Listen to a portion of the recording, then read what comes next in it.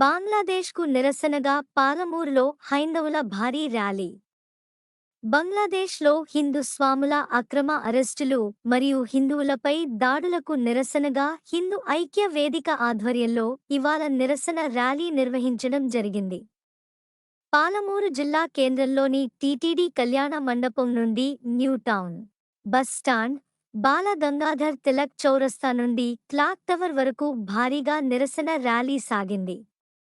ఈ ర్యాలీలో హిందూ ఐక్య వేదిక కన్వీనర్ సీమ నరేందర్ స్వామి ఆధ్వర్యంలో కంచి కమకోటి పీఠం స్వాములు, అన్ని ధార్మిక సంస్థల ప్రతినిధులు పాల్గొన్నారు. ర్యాలీలో అందరూ ముక్తకంఠంతో హిందువులపై దాడులకు నిరసనగా హిందూ ఐక్యత వర్ధిల్లాలి అంటూ నినాదాలు చేశారు. ర్యాలీ అనంతరం హిందూ ఐక్యవేదిక ప్రతినిధులు జిల్లా కలెక్టర్ కార్యాలయంలో అడిషనల్ కలెక్టర్ శివేంద్ర ప్రతాప్ని కలిసి వినతిపత్రం అందజేశారు.